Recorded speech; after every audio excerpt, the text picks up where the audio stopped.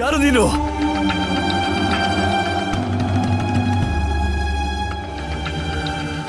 ಚಾಣೂರ ಯಾರಿವನು? ಭಗವಂತ, ಅಲ್ಲಿ ಯಾರೂ ಇಲ್ಲ ಭಗವಂತ.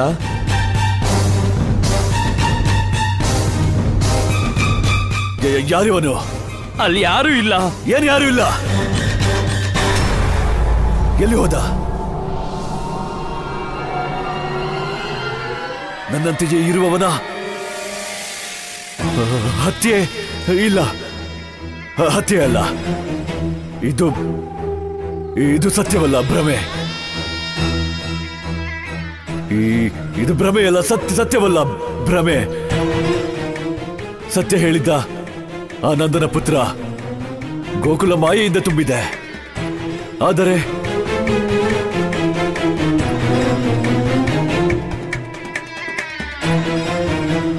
ಚಕ್ರಧಾರಿ ವಿಷ್ಣು ಅಷ್ಟಮ ಪುತ್ರನನ್ನು ಹತ್ಯೆ ಮಾಡಿ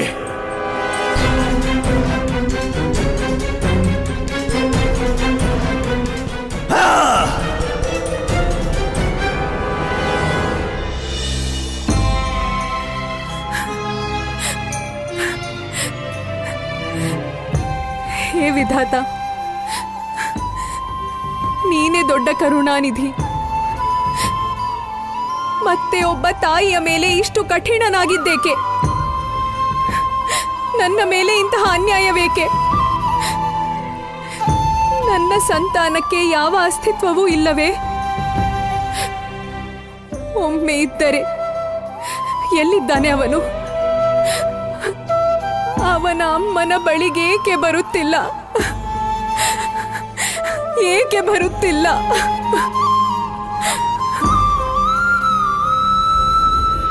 ಕಂದ ಕೇವಲ ಸುರಕ್ಷಿತವಿದ್ದರೆ ಸಾಲದು, ಅವನು ನನ್ನ ಜೊತೆಯಲ್ಲಿರಬೇಕು. ನಮ್ಮ ಕಂದ ಬರುತ್ತಾನೆ ದೇವಕಿ. ಸ್ವತಃ ಅವನೇ ಬಂದು ನಮ್ಮನ್ನು ಬಿಡಿಸುತ್ತಾನೆ. ನಿನ್ನ ಪ್ರತಿಜ್ಞೆಯನ್ನು ನೆನಪಿಸಿಕೊ. ನನಗೆ ತಿಳಿದಿದೆ ಮಹಾರಾಜ. ನಾನು ನನ್ನ ಪುತ್ರನನ್ನು ಹುಡುಕುವ ಅವಶ್ಯಕತೆ ಇಲ್ಲ. ಅವನೇ ಇಲ್ಲಿಗೆ ನನಗಾಗಿ ಬರುತ್ತಾನೆ, ಈ ಕಾರಾಗೃಹಕ್ಕೆ.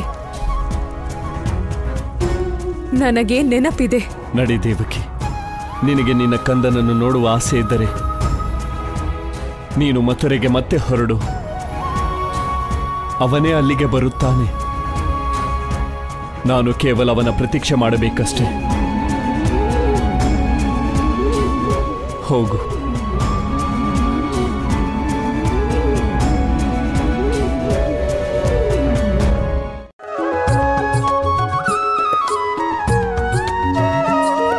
ಕೃಷ್ಣ, ನಿಂತ್ಕೋ, ನಿಂತ್ಕೋ ಇಲ್ಲಿ. ನಿಂತ್ಕೋ ಕೃಷ್ಣ. ಎಲ್ರೂ ನಿಮ್ಮಮ್ಮನ ಸತಾಯಿಸ್ತಾರೆ, ಈಗ ನೀನುನಾ? ಅಮ್ಮ, ನಾನು ನಿನ್ನ ಗೋಳೊಯ್ಕೊಳ್ಳೋದಿಲ್ಲ ಅಮ್ಮ. ಅಮ್ಮ, ನಾನು ಇವತ್ತು ಹಸು ಮೇಸಕ್ಕೆ ಹೋಗ್ತಿದ್ದೀನಮ್ಮ.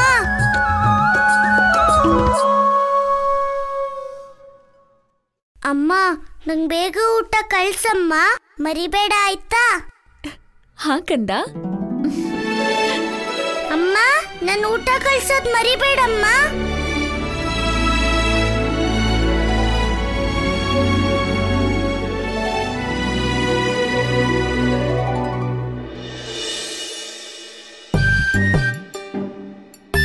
ಗೆಳೆಯರೇ,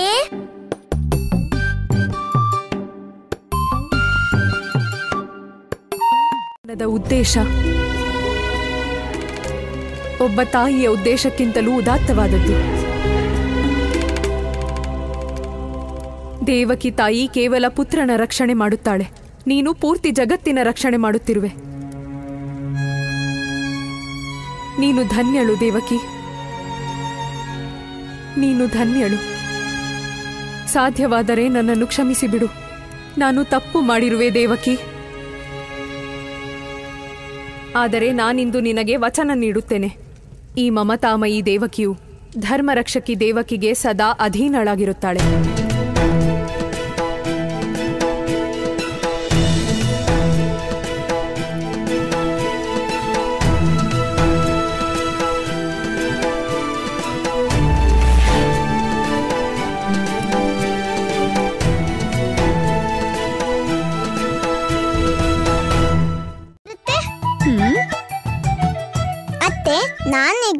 ತೀರ್ಮಾನ ಮಾಡಿದ್ದೀನಿ.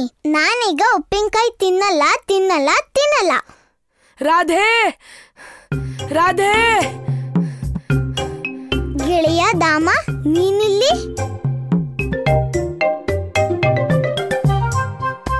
ನಮ್ ಕೃಷ್ಣ ಎಲ್ಲಿದ್ದಾನೆ? ರಾಧೆ, ಕೃಷ್ಣ ನೇರಳೆ ಹಣ್ಣು ತಿನ್ನಕ್ ಹೋಗಿದ್ದಾನೆ. ನೇರಳೆ? ಕೃಷ್ಣ ದನ ಮೇಯ್ಸಕ್ ಹೋಗಿದ್ದಾನ ಇಲ್ಲ ಹಣ್ಣು ತಿನ್ನೋದಿಕ್ಕ? ರಾಧೆ, ಅವನು ಕೃಷ್ಣ ಯಾವಾಗ್ಲೂ ಅವನು ಏನ್ ಮಾಡ್ಬಾರ್ದು ಅದನ್ನೇ ಮಾಡ್ತಾನೆ. ರಾಧೆ, ನಾನೇನ್ ಮಾಡ್ಬೇಕಿತ್ತು ಅದನ್ ಮಾಡ್ದೆ. ನಾನೀಗ ಹೋಗ್ತೀನಿ. ಈ ಕೃಷ್ಣ ಇದಾನಲ್ಲ, ದನ ಮೇಸೋ ಬದಲು ನೇರಳೆ ಹಣ್ಣು ತಿಂತಿದ್ದಾನೆ. ಈಗ ನಾನು ಇವನ್ನ ಸರಿ ಮಾಡ್ಲೇಬೇಕು.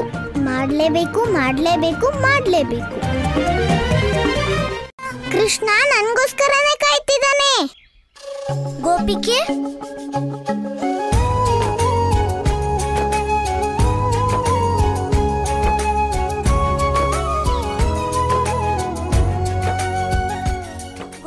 ನೀನು? ಹೌದು ಗಲ್ಲ, ಹೌದು. ಈಗ ಹೇಳು, ನೀ ನನ್ನನ್ನ ಯಾಕೆ ಕರ್ದಿದ್ದು? ನಾನೆಲ್ಲಿ ನಿನ್ನನ್ ಕರ್ದೆ? ನನ್ ದಾಮಂಗ್ ಏನ್ ಹೇಳ್ ಕಳ್ಸಿತ್ತು ಅಂದ್ರೆ ನಾವೆಲ್ರೂ ಕಾಡಲ್ಲಿ ನೇರಳೆ ತಿಂತಿದ್ದೀವಿ ಅಂತ. ಗೊಲ್ಲ, ನಿಂಗ್ ಗೊತ್ತಾ ನಾನು ಎಷ್ಟು ಮುಖ್ಯವಾದ ಕೆಲ್ಸ ಮಾಡ್ತಿದ್ದೆ ಅಂತ? ಆದ್ರೆ ನಿಂಗಂತೂ ಮಾಡಕ್ ಬೇರೆ ಕೆಲ್ಸ ಇಲ್ಲ. ಸುಮ್ನೆ ಸೋಮಾರಿ ತರ ಅಲ್ಲಿ ಇಲ್ಲಿ ತಿರುಗ್ತಿರ್ತ್ಯಾ. ಗೊಲ್ಲ, ಇವತ್ತಿಂದ ನೀನ್ ಮತ್ತೆ ಈ ತರ ಕೆಲ್ಸ ಮಾಡಿದ್ರೆ ನಾನಂತೂ ಸುಮ್ನೆ ಇರೋದಿಲ್ಲ. ಯಾಕಂದ್ರೆ ನನ್ನ ಹೆಸರು ರಾಧೆ. ಬಂದ್ರೆ ಹೋಗೋಣ. ಅಯ್ಯೋ ಗೋಪಿಕೆ, ಗೋಪಿಕೆಗೆ ಕೋಪ ಬಂತು ಅನ್ಸುತ್ತೆ. ಆಶೀರ್ವಾದದಿಂದಲೇ ಅಕ್ರೂರರಿಗೆ ಮರುಜೀವ ಸಿಕ್ಕಿತು. ಅವನ ಕಾರಣದಿಂದಲೇ ಇಂದು ಗೋಕುಲಕ್ಕೆ ಏನೂ ಆಗಲಿಲ್ಲ. ಹರಿ ಅನಂತ, ಹರಿಲೀಲೆ ಅನಂತ. ಆದ್ರೆ ಗುರುದೇವ, ದೇವಿ ದೇವಕಿ 8ನೇ ಮಗು ಅವ್ರಿಗಿನ್ನೂ ಸಿಕ್ಕಿಲ್ಲ.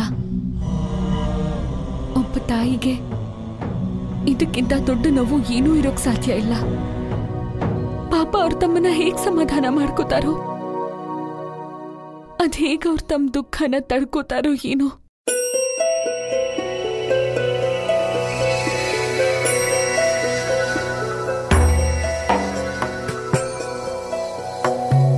ಪ್ರಭು, ನನಗೆ ತಮ್ಮ ಸೂಚನೆ ಅರ್ಥವಾಯಿತು ಪ್ರಭು. ನಾನೇನು ಮಾಡಬೇಕೆನ್ನುವುದು ನನಗೆ ತಿಳಿಯಿತು. ಇದಕ್ಕಾಗಿ ನಾನು ಮಥುರೆಗೆ ಹೋಗಲೇಬೇಕು. ಅಯ್ಯೋ ಗೋಪಿಕೆ,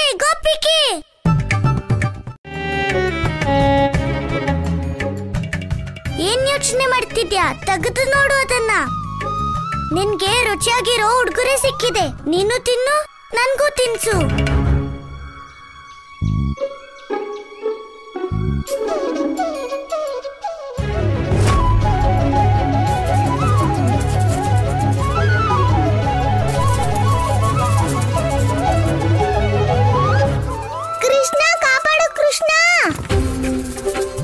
ಕೃಷ್ಣ ಕಾಪಾಡು, ಕೃಷ್ಣ.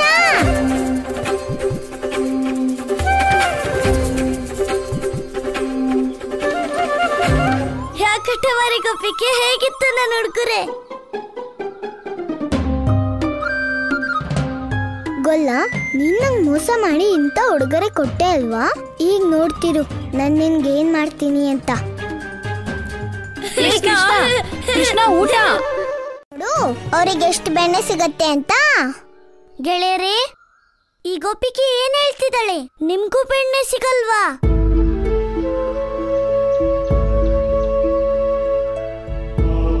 ನಮ್ಗೆ ಹೊಟ್ಟೆ ತುಂಬಾ ಬೆಣ್ಣೆ ಸಿಗುತ್ತೆ ಕೃಷ್ಣ, ಯಾಕಂದ್ರೆ ನಾವು ಕೃಷ್ಣನ್ ಗೆಳೆಯರಲ್ವಾ. ಆದ್ರೆ ಕೃಷ್ಣ, ನಮ್ಗೆ ನಮ್ಮ ಮನೇಲಿ ಒಂದ್ ಬೆಣ್ಣೆ ಮುದ್ದೆನೂ ಸಿಗಲ್ಲ. ಹೌದು ಕೃಷ್ಣ, ಅದಕ್ಕೆ ನಾವು ನಿಂಗೆ ಅಂತ ಒಂದ್ಸಲ ಬೋರೆ, ಒಂದ್ಸಲ ನೇರಳೆ ಹೀಗೆ ಹಣ್ಣು ತರ್ತಿದ್ವಿ. ಅದನ್ನ ತಗೊಂಬಂದ್ರೆ ನಮ್ಗೂ ಬೆಣ್ಣೆ ಸಿಗತ್ತೆ ಅಂತ. ಗೆಳೆಯರೇ, ನೀವು ನನ್ ಗೆಳೆಯರಲ್ತಿದ್ರೆ ನಿಮ್ಗೆ ಬೆಣ್ಣೆನೇ ಸಿಗ್ತಿರ್ಲಿಲ್ವಾ? ಕೃಷ್ಣ, ನೀನ್ ತುಂಬಾ ಅದೃಷ್ಟ ಮಾಡಿದ್ಯಾ. ಯಾಕಂದ್ರೆ ನಂದು ಮಾವ ಮತ್ತೆ ಯಶೋದೆ ಅತ್ತೆ ಮಗ ನೀನು. ಇಲ್ದಿದ್ರೆ ಈ ಗೊಲ್ಲ ಬಾಲಕರ ತರ ನಿನ್ಗೂ ಗೊತ್ತಾಗ್ತಿತ್ತು ಬೆಣ್ಣೆ ಬೆಲೆ ಏನು ಅಂತ. ಯಾರ್ದು? ಮತ್ತೆ ನೀವೆಲ್ಲ ಯಾರಿಗ್ ಪ್ರಜೆಗಳು? ಮಹಾರಾಜ ಕಂಸನಿಗೆ. ಮತ್ತೆ ಇಲ್ಲಿಯ ಭಗವಂತ ಯಾರು? ಮಹಾರಾಜ ಕಂಸ. ಅಂದ್ರೆ ಬ್ರಜಮಂಡಲ ಭಗವಂತ ಕಂಸರದ್ದು, ನೀವು ಭಗವಂತನ್ ಪ್ರಜೆಗಳು ಅಂದ್ಮೇಲೆ ಭಗವಂತನ್ ಪ್ರಜೆಗಳು ಕೆಲಸ ಸರಿಯಾಗಿ ಮಾಡದಿದ್ರೆ ನಿಮ್ಮಿಂದ ಹಾಗಾದ್ರೆ ಏನ್ ಲಾಭ?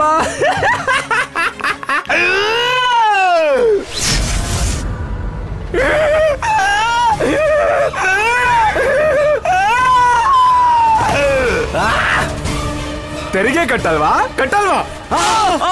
ಅಯ್ಯೋ!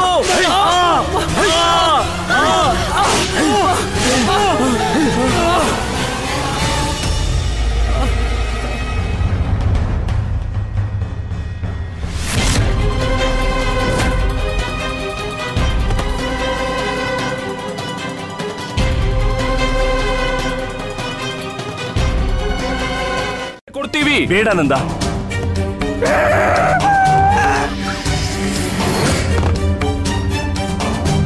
ಭಲಾರೆ ವೃಷಭಾನು, ನೋಡು.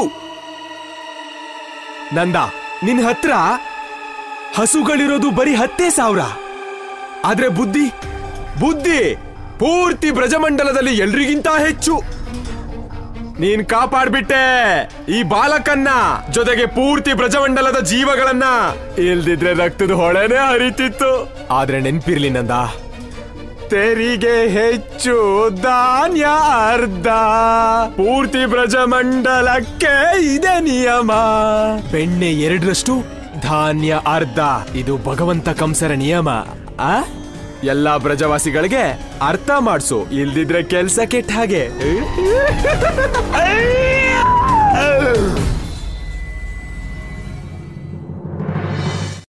ಮತ್ತೆ ಈ ಅನ್ಯಾಯಕ್ಕೆ ಒಂದೇ ಉಪಾಯ ಇದೆ, ಮಹಾರಾಜ ಕಂಸನ ಅಂತ್ಯ. ಯಾಕಂದ್ರೆ ಈ ಸಮಸ್ಯೆ ಮಹಾರಾಜ ಕಂಸನಿಂದನೇ ಶುರುವಾಗಿದ್ದು. ಅಣ್ಣ, ಈ ಸಮಸ್ಯೆ ಬರೀ ಕಂಸ ಮಾವನಿಂದಲ್ಲ, ಇಡೀ ಬ್ರಜಮಂಡಲದ ಜನರಿಂದಾನೇ ಶುರುವಾಗಿರೋದು. ಬ್ರಜಮಂಡಲದ ಜನರಿಂದಾನಾ? ನಂಗೇನು ಅರ್ಥ ಆಗ್ತಿಲ್ವಲ್ಲ. ಅಣ್ಣ, ಒಂದ್ ವೇಳೆ ಬ್ರಜಮಂಡಲದ ಜನ ಕಂಸ ಮಾವಂಗೆ ಹಾಲು ಬೆಣ್ಣೆ ಕೊಡೋದು ನಿಲ್ಸಿದ್ರೆ ಈ ಸಮಸ್ಯೆ ಅದಾಗೆ ಮುಗ್ದೋಗುತ್ತೆ. ಗೋಪಾಲಕರಿಗೆ ಹಾಲು ಸಿಗುತ್ತೆ, ಅವ್ರ ಮಕ್ಕಳಿಗೆ ಬೆಣ್ಣೆನೂ ಸಿಗುತ್ತೆ. ಕೃಷ್ಣ, ಇಷ್ಟು ಚಿಕ್ಕ ವಿಷಯ ನನಗೆ ಯಾಕೆ ಅರ್ಥನೇ ಆಗ್ಲಿಲ್ಲ? ಅಣ್ಣ, ಅಮ್ಮ ಹೇಳ್ತಾಳೆ, ಕೆಲವು ಸಲ ಚಿಕ್ಕ ಚಿಕ್ಕ ವಿಷಯ ದೊಡ್ಡವರಿಗೆ ಅರ್ಥನೇ ಆಗಲ್ಲ. ಅಣ್ಣ, ಈ ಚಿಕ್ಕ ವಿಷಯನ ನಾವು ಬ್ರಜಮಂಡಲದವರಿಗೆ ಅರ್ಥ ಮಾಡಿಸ್ಬೇಕು. ಇನ್ನು ಹಾಲು ತುಪ್ಪನ ಕಂಸ ಮಾವಂಗಲ್ಲ, ಅವ್ರವ್ರ ಮಕ್ಕಳಿಗೆ ಕೊಡ್ಬೇಕು. ಅದೇ ದಿನ ಅವನ ಎಲ್ಲ ಸಮಸ್ಯೆಗಳು ಅಂತ್ಯವಾಗುತ್ತವೆ. ಕೃಷ್ಣ ಈಗ ಅದನ್ನೇ ತಿಳಿಸುವ ಪ್ರಯತ್ನ ಮಾಡುತ್ತಿದ್ದಾನೆ ದೇವಿ. ನಾರಾಯಣ ನಾರಾಯಣ. ಇದರ ಅರ್ಥ ಹೀಗಲ್ಲವೇ ಪ್ರಭು? ಎಲ್ಲಕ್ಕಿಂತ ಮೊದಲು ಜನರ ಮನಸ್ಸಿನಿಂದ ಕಂಸನ ಮೇಲಿರುವ ಭಯ ನಾಶವಾಗುತ್ತದೆ, ಆಮೇಲೆ ಸ್ವತಃ ಕಂಸನ ನಾಶ. ನೀನು ಹೇಳುತ್ತಿರುವುದು ಸತ್ಯ ದೇವರ್ಷಿ. ನಿಧಾನವಾಗಿ ಜನರ ಒಲವು ಧರ್ಮದೆಡೆಗೆ ಬಾಗಿದಂತೆಲ್ಲ ಅಧರ್ಮ ತಾನಾಗಿಯೇ ಸಮಾಪ್ತವಾಗುತ್ತದೆ.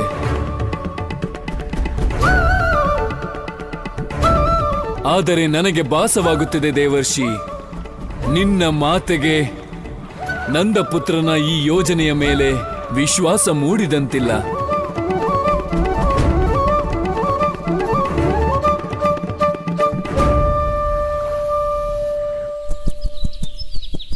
ಪಶ್ಚಿಮದಲ್ಲಿ ಹುಟ್ತಾನೆ ಅಂತ, ಆದ್ರೆ ಇದನ್ನಂತೂ ನಾನು ಯಾವತ್ತೂ ನಂಬಲ್ಲ. ಕೃಷ್ಣ ಬೆಣ್ಣೆ ತಿನ್ನೋದ್ ಬಿಟ್ಟಿದ್ದಾನೆ ಅಂತ ನಂಬೋದಿಲ್ಲ. ಆದ್ರೆ ರಾಧೆ, ಎಲ್ಲಾ ಗೊಲ್ಲ ಬಾಲಕರಿಗೆ ಒಳ್ಳೇದಾಗ್ಲಿ ಅಂತಾನೆ ಬೆಣ್ಣೆ ತಿನ್ನಲ್ಲ ಅಂತ ಶಪಥ ಮಾಡಿರೋದು. ನನ್ಗಂತೂ ಕೃಷ್ಣನ್ ಮೇಲೆ ಪೂರ್ತಿ ನಂಬಿಕೆ ಇದೆ. ಲಲಿತಾ, ನಿನ್ಗೇನು ಗೊತ್ತಾಗಲ್ಲ. ಕೃಷ್ಣ ಇದನ್ ಮಾಡಿದ್ದು ಗೊಲ್ಲ ಬಾಲಕರಿಗಲ್ಲ, ತನಗೆ ಲಾಭ ಆಗ್ಲಿ ಅಂತ. ಮತ್ತಿನ್ನೇನು, ಕೃಷ್ಣನ್ಗೆ ಇದೇ ಬೇಕಾಗಿತ್ತು. ಎಲ್ರೂ ಅವನನ್ನು ಹೊಗಳ್ಬೇಕು, ಅವನ ಹೆಸರೇ ಹೇಳ್ತಿರ್ಬೇಕು. ಈಗ ನೋಡಿ ಕೃಷ್ಣ ಎಷ್ಟು ದೊಡ್ಡ ಕೆಲಸ ಮಾಡಿದ್ದಾನೆ ಅಂತ. ಆದ್ರೆ ಈ ಸಲ ನಾನು ಜನರು ಕೃಷ್ಣನ್ ಮೋಸಕ್ ಬಲಿ ಆಗಕ್ ಬಿಡಲ್ಲ. ನಾವ್ ಹೇಗಾದ್ರೂ ಮಾಡಿ ಕೃಷ್ಣ ಬೆಣ್ಣೆ ತಿನ್ನಲ್ಲ ಅನ್ನೋ ಹಠನ ಬಿಡಿಸ್ಬೇಕು. ಆದ್ರೆ ಅದನ್ನ ಹೇಗ್ ಮಾಡೋದು? ಒಂದ್ ವೇಳೆ ನಾನು ಕೃಷ್ಣನ್ಗೆ ನನ್ ಕೈಯಾರ ಬೆಣ್ಣೆ ತಿನ್ನಿಸ್ದೇ ಇದ್ರೆ ನನ್ನ ಹೆಸರು ರಾಧೇನೇ ಅಲ್ಲ.